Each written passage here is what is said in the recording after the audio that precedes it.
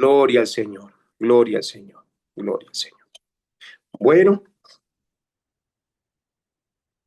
Dios los bendiga a todos. Espero que se encuentren muy bien.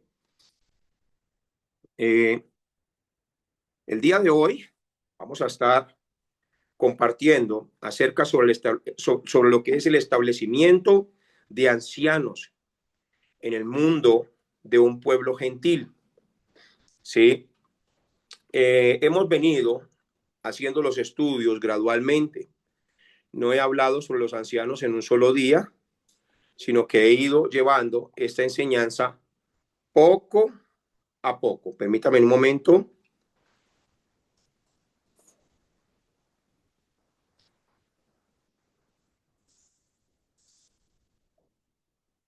Poco a poco hemos venido desglosando cómo iniciaron los ancianos. A ver si hay alguien que ha estado estudiando y repasando las clases que he estado dando sobre lo que es el gobierno de la iglesia.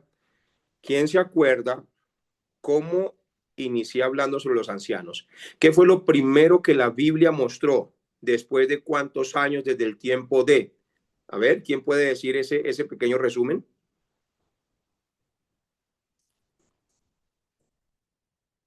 Vamos, sin pena, así sea un poquito que se acuerden, está bien.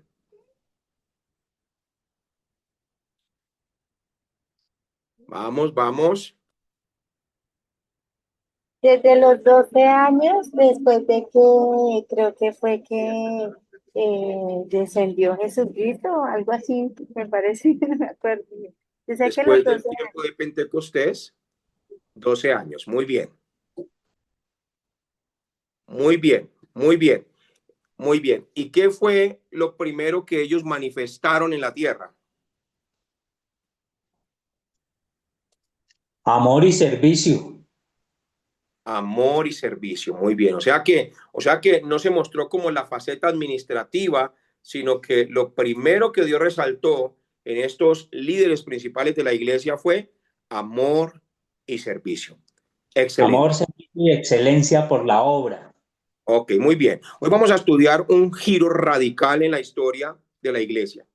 Ya vimos cómo funcionaba la iglesia en Jerusalén, pero ahora veremos cómo el evangelio rompe las fronteras de Judea bajo la dirección del Espíritu Santo. Bernabé y Saulo, quienes después sería Saulo, que después sería como conocido como el apóstol Pablo. Ellos son enviados desde Antioquía a una misión que cambiaría el mundo entero. Y lo más importante para nosotros hoy es observar cómo se establece este liderazgo, ¿sí?, en las diferentes iglesias nuevas de la región en medio de un pueblo gentil. Entonces, no, muchos han abierto una iglesia, pero no hay un cuerpo de gobierno. Ahora, hay dos formas de ver este gobierno en la iglesia. Hay iglesias que tienen un equipo de ancianos, donde los ancianos son los que gobiernan, ¿sí? Los ancianos son los que gobiernan y el pastor solo se encarga de predicar. Y donde inclusive el equipo de ancianos, juntamente con la iglesia, escoge quién es el pastor o escoge quién es el próximo pastor. Pero hay también otro modelo que es el que manejamos nosotros, por ejemplo, aquí en Colombia. Cada modelo se respeta. Es donde el pastor es el que es escogido por Dios y Dios le ha dado un equipo de gobierno para que pueda llevar a cabo la tarea más fácil. Es decir, de que los ancianos se encarguen de todo lo que tienen que hacer dentro de la iglesia y que el pastor se pueda concentrar en la palabra de Dios y en la enseñanza. Amén. Entonces, esos son los dos tipos de gobierno.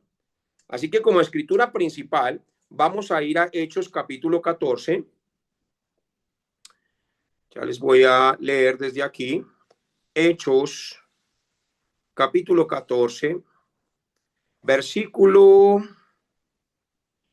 leámoslo. Hmm. Versículo 23. Dice,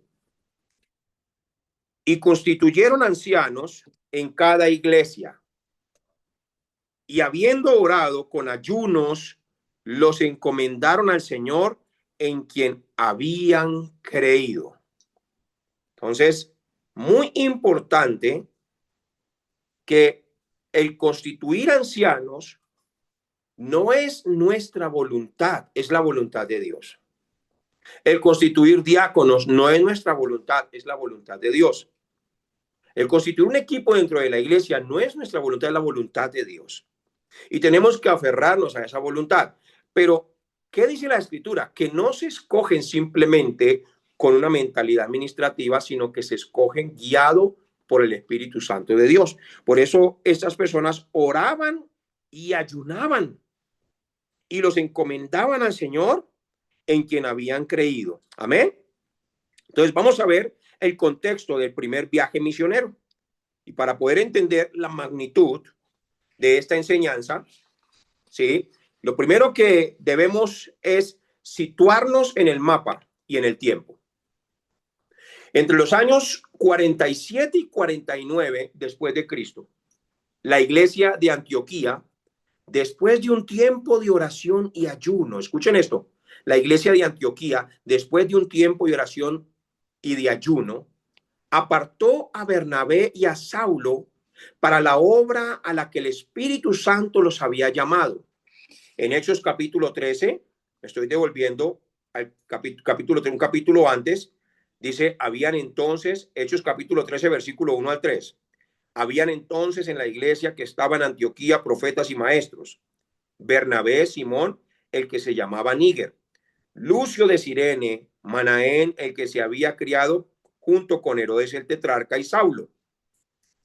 En el capítulo 13, ¿cómo llamaban todavía a Pablo? Saulo. Todavía no lo llamaban Pablo, todavía lo llamaban Saulo. Entonces dice, ministrando estos al Señor y ayunando, dijo el Espíritu Santo, apartadme a Bernabé y a Saulo para la obra a que los he llamado. Entonces, habiendo ayunado y orado, les impusieron las manos y los despidieron. Entonces, aquí les marcan una ruta. Pongan allí la ruta. Viajaron desde Antioquía hacia la isla de Chipre. Viajaron desde Antioquía hacia la isla de Chipre. Voy despacio. Y de allí, de la isla de Chipre, viajaron a la región de Galacia, lo que hoy se conoce como Turquía. Miren lo lindo, esos viajes tan hermosos que hacían, pero eran viajes muy peligrosos, ¿sí? ¿Y qué hacían allí? Predicaron en ciudades como Antioquía también, predicaban el evangelio en todas partes. También en Iconio, también en Listra y también en Derbe. ¿Qué quiero que vean? El recorrido. No paraban. Eran líderes con mucha excelencia, comprometidos. Entonces, esa era la ruta. Ellos seguían la ruta que Jesucristo les había marcado en Hechos capítulo 1, versículo 8, cuando les dijo, recibiréis poder cuando haya venido sobre vosotros el Espíritu Santo y me seréis testigos en toda Jerusalén, en toda Judea, en toda Samaria y hasta lo último de la tierra. Entonces, pongan allí, porque esto es muy hermoso, pongan allí Hechos capítulo 1, versículo 8. Pongan, Jesús marca la ruta. Miren lo importante que es estar aferrados a las palabras de Cristo. O sea, ellos no estaban yendo por donde querían. En Hechos 1:8, vuelvo y les digo, Jesús les dijo, recibiréis poder cuando haya venido sobre vosotros el Espíritu Santo y me seréis testigos en Jerusalén. Entonces, la ruta era empezando desde Jerusalén. Seguía en Judea, tenían que ir a Judea. Después a Samaria y después hasta lo último de la tierra. Ellos, cuando son llenos del Espíritu Santo, estaban en Jerusalén en el tiempo de Pentecostés. En Hechos capítulo 7, llegan a Judea. Pongan allí, Hechos 7, para que lo lean en casa. Llegan a Judea. Entonces, ya estaban en Judea. Miren, pasaron de Jerusalén a Judea. Ellos estaban inconscientemente yendo por el lugar donde Jesús ya había establecido y ya él había dado esa profecía. Y en Hechos capítulo 8, versículo 1 en adelante, ellos empiezan a ir por Samaria. ¡Wow! ¡Qué tremendo! Por eso dice la escritura que después de la muerte de Esteban, hubo tal persecución que fueron esparcidos por todas partes. Pero Felipe, descendiendo a la ciudad de Samaria, les predicaba a Cristo. Entonces ya iban por Samaria, ¿sí? Pero dice la escritura que tenían que ir hasta lo último de la tierra. Entonces en Hechos capítulo 13, allí el Espíritu Santo delega a Pablo y a Bernabé para una obra excelente. ¿Y hacia dónde los envía? Los envía desde Antioquía hacia la isla de Chipre y de allí a la región de Galacia, lo que hoy llamamos Turquía. Predicaron en ciudades como Antioquía de Pisidia, Iconio, Listra y Derbe. Desen cuenta, a eso es lo que le llamamos lo último de la tierra. ¿Por qué? Porque Pablo, su final destino iba a ser Roma, y Roma se conectaba con todas las naciones de la tierra. Entonces, para que se den, ¿qué trato de explicarles con esto? Jesús nunca habló por hablar. Por eso, mientras que no entendamos que es aferrarnos a las palabras de Cristo, siempre vamos a leer la Biblia como un libro de encanto, nada más, como, este versículo me habló. No, lean la Biblia no solamente donde Dios les habla una palabra rema, es decir, una palabra viva, un versículo, pero lean la Biblia y disciernan cuál es la corriente de la palabra. Algunas personas han leído la Biblia y no saben cuál es la corriente de la palabra. Eso lo voy a estar enseñando en otras clases. Entonces, les da la ruta, pero también les da el método de predicación. Les da el método y les da el mensaje. ¿Cuál era el método y el mensaje? Hechos capítulo 1, versículo 8. Van a hablar de mí. Es decir, van a decir que yo soy el Cristo. Eso fue lo que entendió Pedro en Mateo capítulo 16, versículo 16. Tú eres el Cristo, el Hijo del Dios viviente. ¿Y qué hizo Pedro en Hechos capítulo 2, versículo 36? Dice que predicaba a Cristo. Predicaba a Cristo. Pues les dio el método y les dio el mensaje. Y en Hechos capítulo 8, en Hechos capítulo 4, versículo 1 al 4, seguían predicando a Cristo, que Jesús es el Cristo. Y en Hechos capítulo 8, en el versículo 1 al 4, predicaban el evangelio de Cristo. Siempre predicaban a Cristo en todas partes. Entonces, les da la ruta, el método de predicación. Pablo siempre comenzaba en las sinagogas, en las iglesias, iba a algún lugar y siempre buscaba los lugares donde los judíos se reunían, y lo único que hacía por las escrituras era presentar a Jesús como el Cristo, es decir, como el Mesías. Recuerden que Cristo significa ungido, pero Cristo también significa Mesías, el Mesías prometido en las escrituras. Ok, en este viaje se abre la apertura hacia los gentiles. En algún momento alguien me preguntó, pastor, ¿y qué eran los gentiles? Los gentiles eran los que no eran judíos, es decir, todos nosotros somos los gentiles, para que tengan claridad allí. Y esa apertura hacia los gentiles fue una apertura muy masiva, muy masiva. ¿Qué sucedió entonces en esa apertura? Como se necesitaba mucho liderazgo, gente que conociera la sana doctrina y que no fuera a cambiar el mensaje, entonces se les generó la necesidad concreta de organizar nuevas comunidades de fe, porque no podían atenderlos a todos.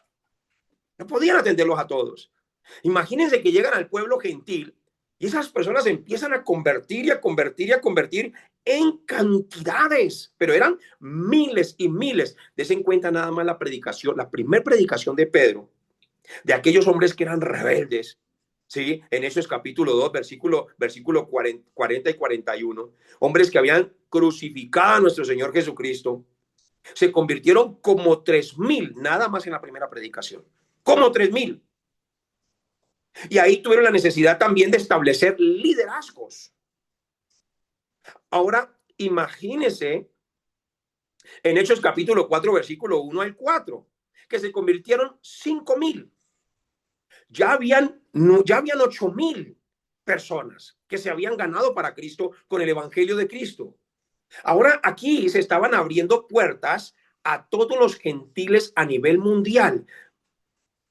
Mediten en esto. Prácticamente el 1,5% a nivel mundial de toda la humanidad es el pueblo judío. No es nada. Es chiquitico, muy pequeñito, muy pequeñito.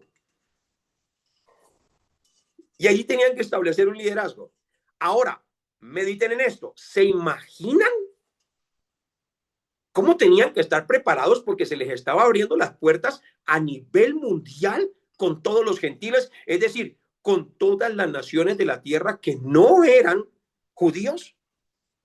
Uy, esto es algo enorme bueno, los que saben de números, no sé si estoy dando un número incorrecto, pero verifíquenlo, por favor, para que ustedes puedan ver la magnitud del trabajo que se venía encima. Entonces, ¿qué hacen ellos? Empezaron a organizar comunidades. A eso fue lo que se le llamaba eclesia. Ya se los mostré lo que es la revelación de la palabra eclesia. La iglesia está compuesta por una comunidad de miembros vivos del cuerpo de Cristo. Esa es la palabra, no es las paredes, no es los ladrillos, pero la iglesia también tenía una revelación, la revelación del amor de Jesucristo dentro de ella, el carácter de Cristo, la pasión de Cristo, el deseo de Cristo en el campo. Porque una iglesia que tiene el evangelio está para salvar los campos, no para dormir los campos. Entonces, se establecieron iglesias en las casas. Ni siquiera eran templos. Los templos vinieron después, pero eran las casas. Y esta iglesia tenía que tener una visión universal.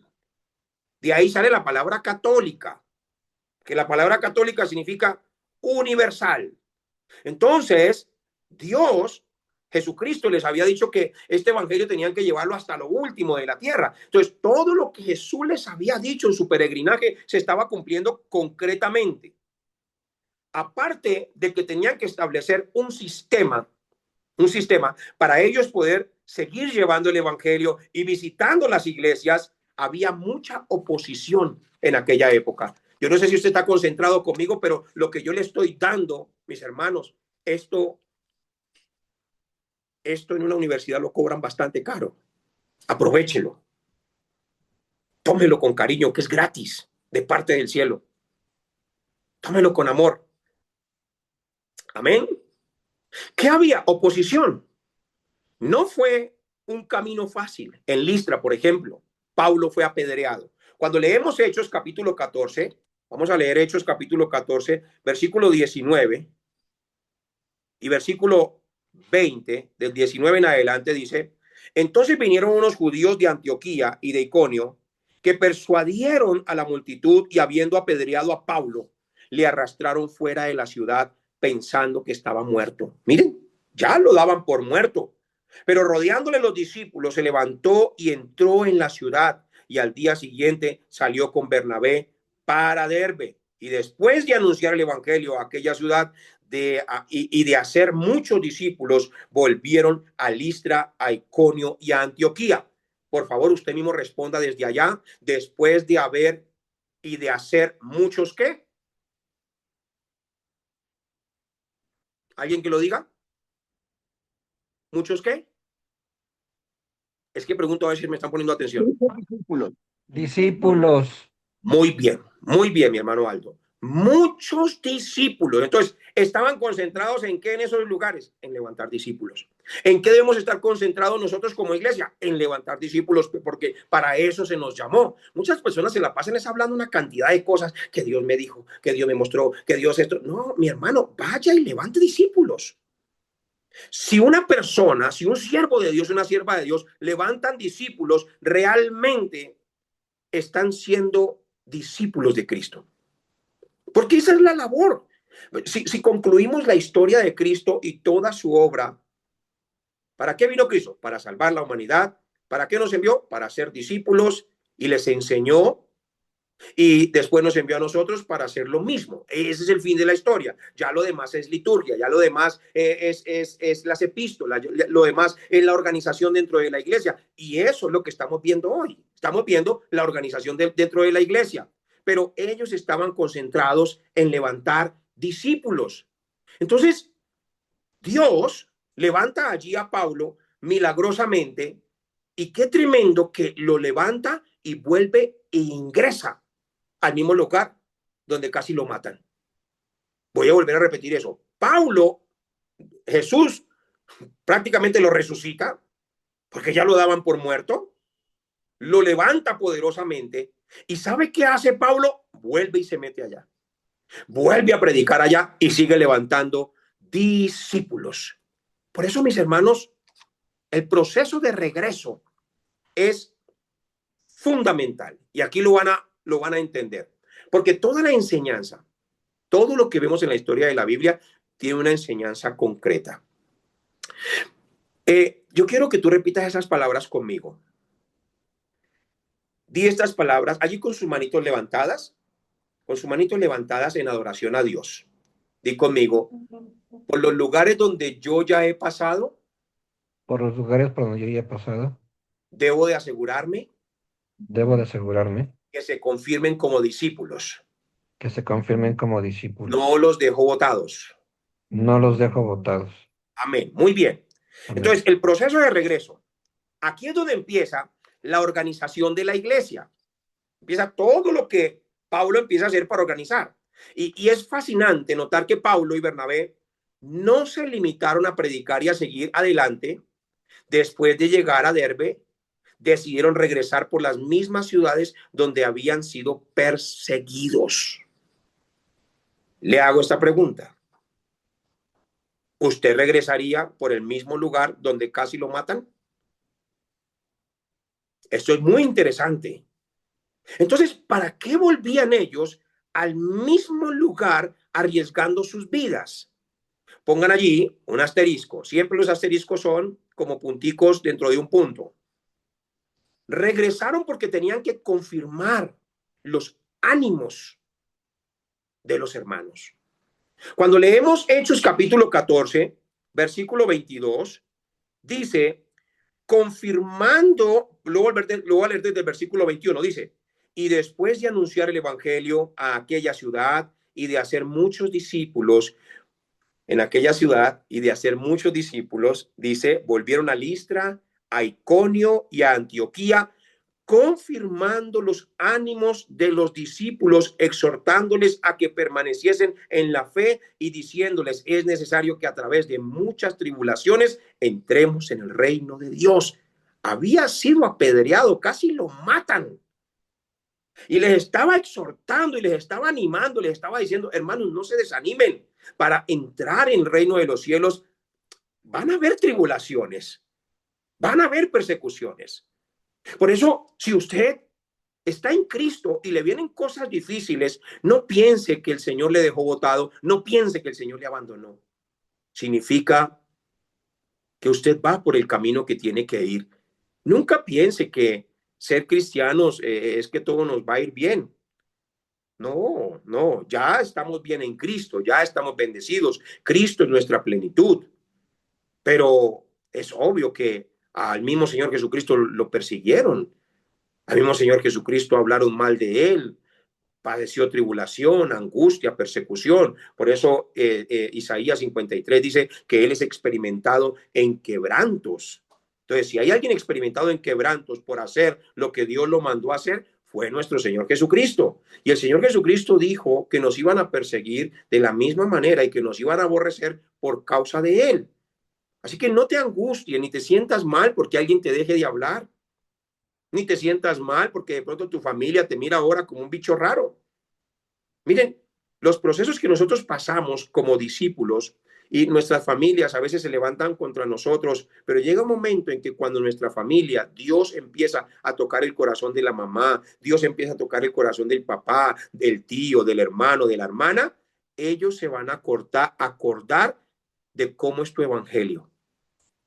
Y si tu evangelio fue firme en Cristo, y si no te dejaste mover por nada, y si regresabas allá donde te juzgaban, donde te criticaban, donde te lanzaban piedras, esas mismas personas que después conocen a Cristo van a querer ser un discípulo como lo eres tú. Pero si les muestras un evangelio tibio,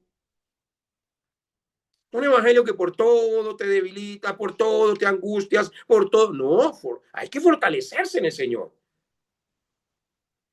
Sin Cristo teníamos muchos problemas. En Cristo tenemos problemas, pero ahora hay solución a todos los problemas. Esa es la gran diferencia, que ya no estamos solos. Él está con nosotros. Sin Cristo teníamos la ida para el infierno, estábamos separados de Dios, estábamos muertos en delitos y pecados. Ahora con Cristo vamos al cielo. Pero aquí en la tierra vamos a padecer persecución. Y Jesús dijo, los primeros enemigos serán los de su casa.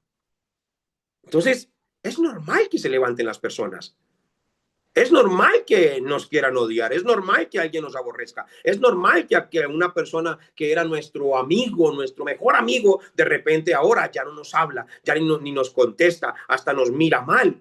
Es normal en una vida cristiana y en una vida de fe.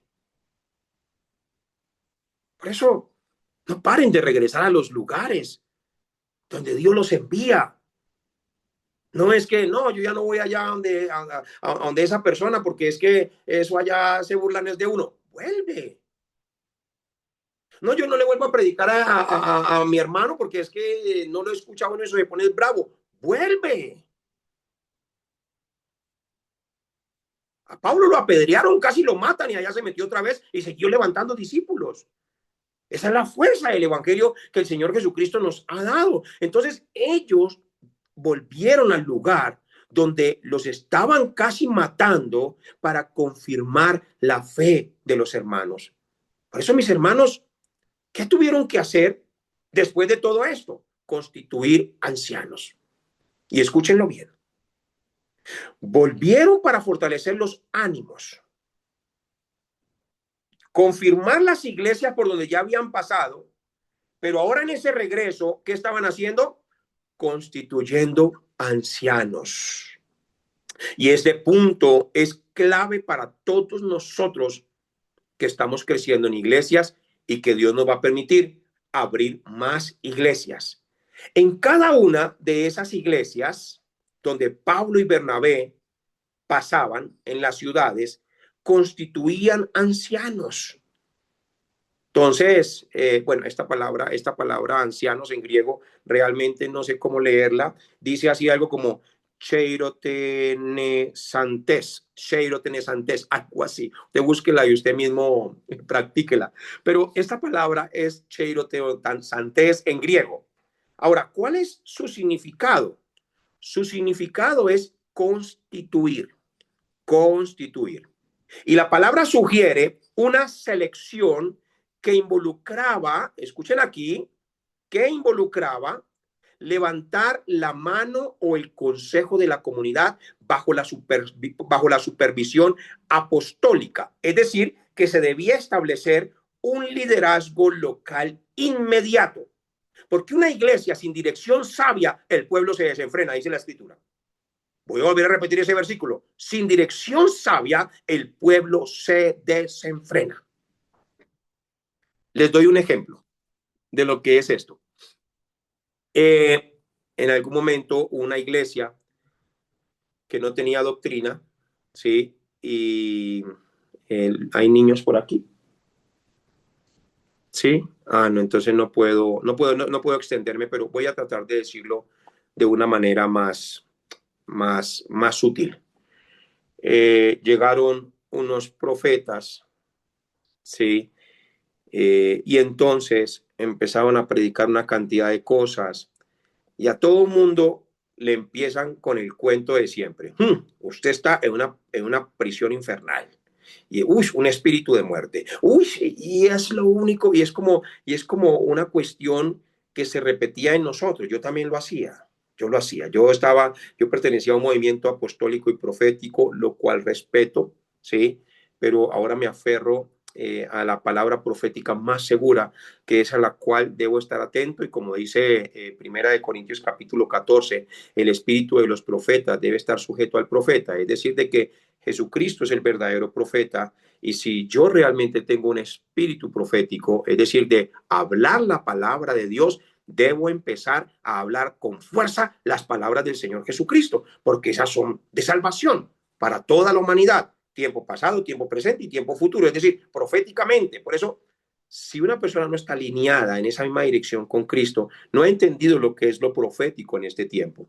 Entonces, llegan al pueblo, a ese pueblo, y empiezan a hacer una cantidad de daños. Personas venían a mí, pastor, es que una persona me dijo esto y me dejó como asustado. Entonces generan este error, en vez de dar salvación, en vez de dar evangelio, en vez de ayudar a las personas a sanar el alma, a reconciliarse con Cristo, y ya después empiezan a cobrar. Empezaron a cobrar, ¿sí? Y entonces que Dios les reveló la garra del león de Judá, y entonces cogen la mano y no, que tengo la garra del león de Judá, y hacen ungimientos en todo el cuerpo, en todo el cuerpo.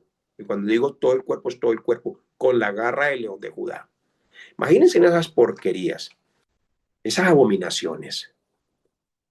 Pero, ¿por qué sucede esto? Porque no hay dirección sabia. No hay dirección sabia. Cada quien busca lo suyo. ¿Dónde hay dirección sabia? Jesús vino a la tierra. Él es Dios. Llamó a sus discípulos para que anduviesen con él. A sus discípulos que luego se convirtieron en apóstoles. Escuchen, apóstoles. ¿Qué significa la palabra apóstol? Enviado. Es decir, los que iban a ser enviados en la gran comisión. Por eso les llamaron apóstoles. No es un título como que tiene un rango más alto, no. Es que ellos fue los que Jesús escogió para luego enviar. ¿Y qué les dio? Jesús dijo, la doctrina que yo tengo no es la mía, es de mi Padre. No es mía, es de mi Padre. Les dio la doctrina del Padre. ¿Y qué les enseñó? Les enseñó exactamente lo que se debían dedicar a hacer todos los días el resto de sus vidas, sin cambiar nada. Sin cambiar nada. Por eso, usted quiere saber si realmente lo que usted tiene es de Dios. No, pastor, que es que un versículo en el Antiguo Testamento, no. Un versículo, muchos han armado una secta de un versículo. Y resulta que toda la escritura es inspirada por Dios. La doctrina de Cristo está balanceada perfectamente, no se contradice, ni se alegoriza incorrectamente. ¿Qué es alegorizar? Sacar escrituras de una manera que no tiene nada que ver con Dios. Entonces, tengo que revisar si lo que yo hago lo hacía Jesús, porque Jesús es Dios. No, pero es que él hacía otras cosas. No. Jesús es Dios. Tengo que revisar si la manera en cómo yo hago las cosas realmente tienen que ver con el carácter de Cristo y con la formación que Cristo le dejó a sus discípulos. No, pero es que en el Antiguo Testamento. No Antiguo Testamento. El Antiguo Testamento es para mostrarnos Lucas 24:44. Estas cosas son las que os hablé diciendo aún estando con vosotros, que era necesario que se cumpliese lo que está escrito de mí en la ley de Moisés, en los profetas y en los salmos. Entonces, el Antiguo Testamento no es para que usted vaya allá y haga lo mismo que hacían allá. El Antiguo Testamento era lo que el Padre estaba declarando acerca del Hijo. El Nuevo Testamento es que el Hijo vino a cumplir lo que el Padre declaró acerca de él. Pero la doctrina y la vida cristiana y la vida de fe que nosotros debemos tener diariamente, que nosotros debemos enseñar en nuestras iglesias, que es lo que deberíamos estar haciendo en las casas de las comunidades, a donde quiera que vayamos, es lo que Jesús le enseñó a sus discípulos. El que tenga oídos para oír, oiga lo que el Espíritu Santo dice a la iglesia. Jesús es Dios. vino y les entregó la doctrina a sus discípulos. Les dijo, esto lo van a hacer de la misma manera que yo lo hago. Por eso les enraizó los hechos. En 3 años. Y después de que se fue al cielo, el libro de los hechos es entregado a nosotros para demostrarnos que los discípulos no cambiaron nada, sino que hicieron exactamente lo que Jesús hacía y enseñaron exactamente lo que Jesús enseñaba.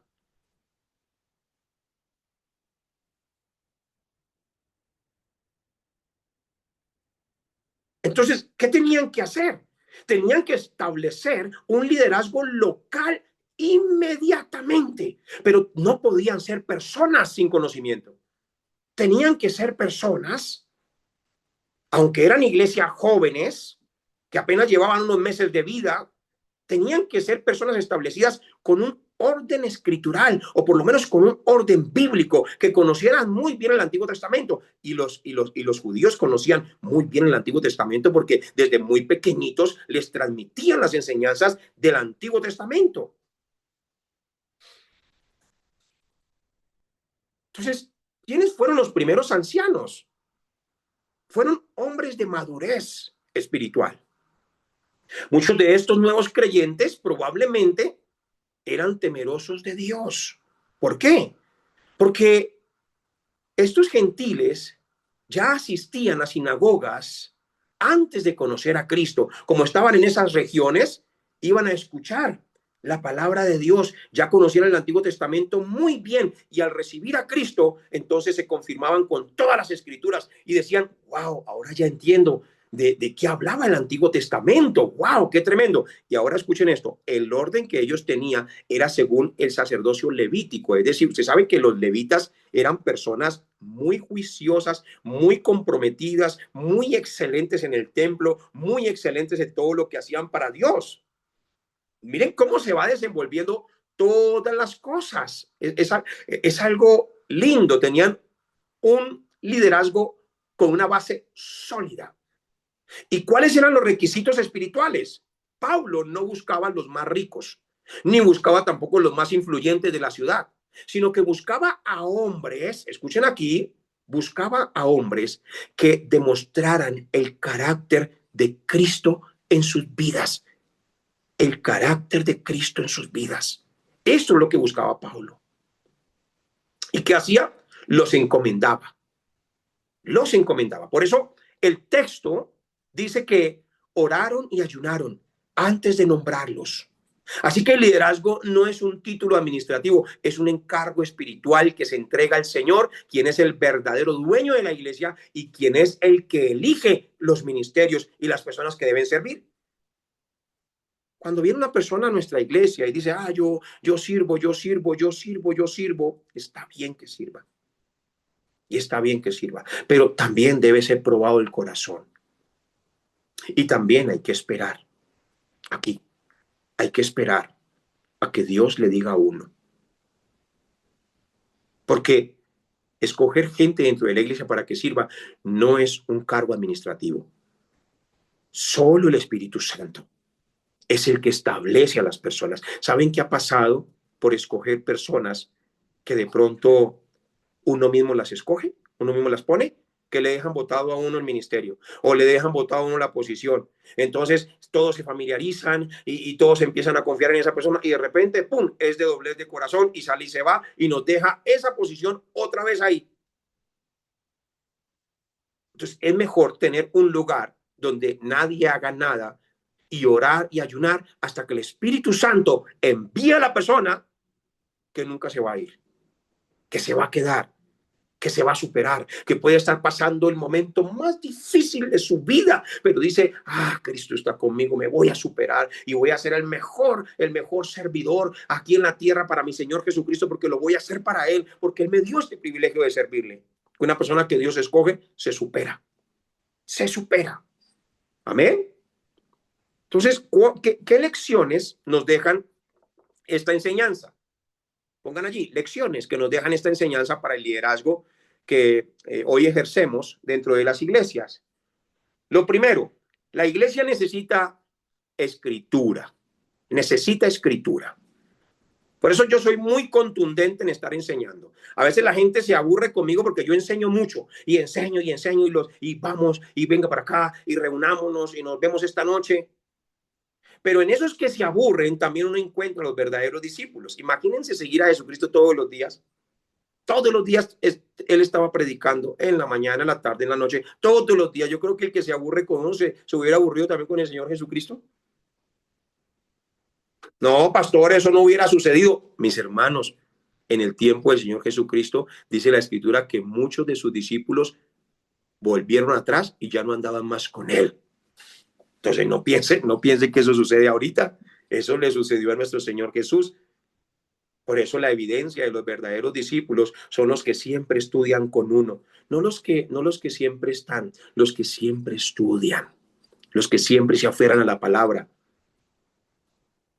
los que siempre obedecen, los que siempre están siempre en mucha sujeción, en mucho respeto.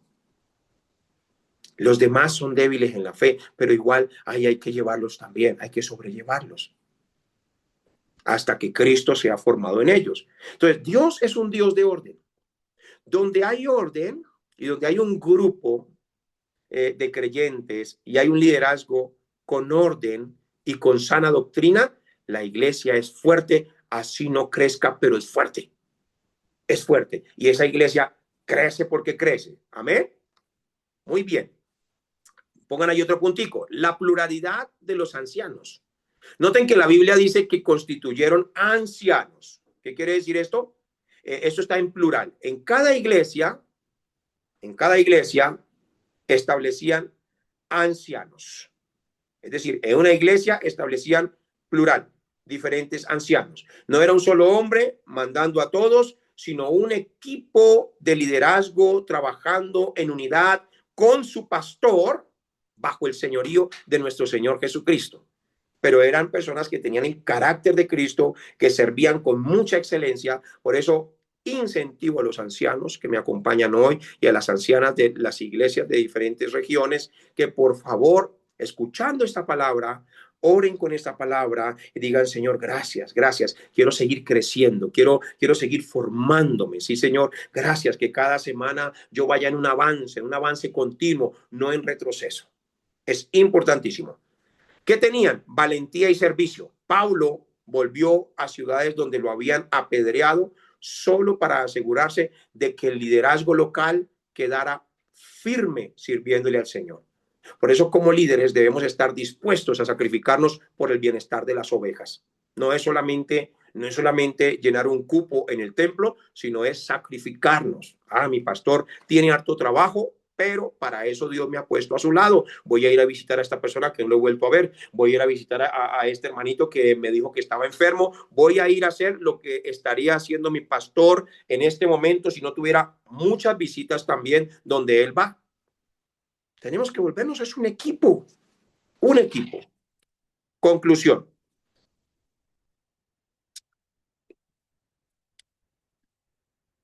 Hay una historia en la antigüedad de un constructor que quería hacer un templo que durara 1000 años. Algunos le decían, solo pon un pilar, o sea, solo pon una columna gigante en el centro y así es más fácil. Una sola columna gigante en el centro y así ya hace las cosas más fáciles. Pero el constructor, que era sabio, dijo no, una no. Voy a poner varias. Puso varias columnas alrededor, bien cimentadas sobre roca sólida. Entonces, si un pilar se debilitaba por el clima, los otros pilares sostendrían el techo mientras reparaban el que estaba dañado. ¿Qué quiere decir esto? Que asimismo, mis hermanos, es el equipo de la iglesia. Si construimos sobre solo una persona, todo se va abajo.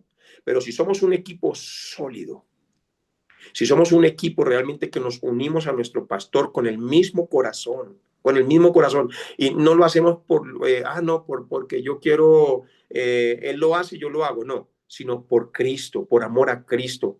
Si nos convertimos en muchos pilares, el día que alguno se dañe, créanme que entre los otros lo ayudan a restaurar, porque ese es el trabajo del equipo. Vamos a orar.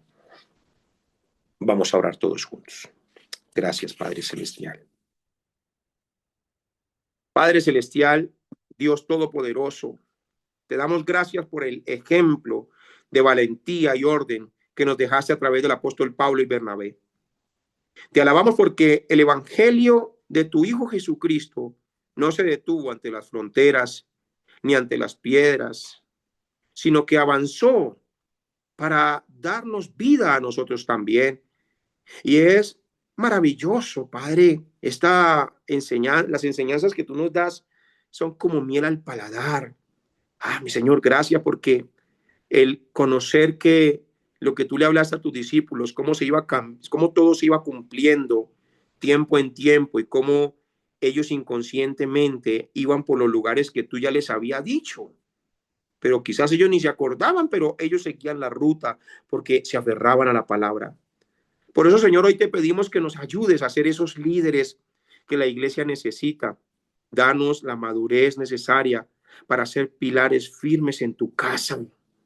Oramos para que en este equipo de liderazgo que pertenecemos a las diferentes iglesias siempre prevalezca la unidad y el consenso, Señor mío.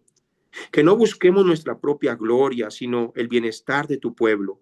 Señor, enséñanos a depender de ti a través del ayuno y la oración, entendiendo que el liderazgo es un encargo sagrado que hemos recibido de tus manos. Fortalece a mis hermanos aquí presentes, que cuando vengan las tribulaciones estemos firmes en la fe y podamos animar a otros a no desmayar. Que en cada decisión que tomemos de aquí en adelante, el nombre de Jesucristo sea exaltado y su voluntad sea hecha. Encomendamos nuestros ministerios y nuestras vidas y nuestras familias a ti, Señor, en quien hemos creído y en quien confiamos cada día. Todo esto lo hemos orado en el nombre de Jesús el Cristo y todos decimos amén y amén.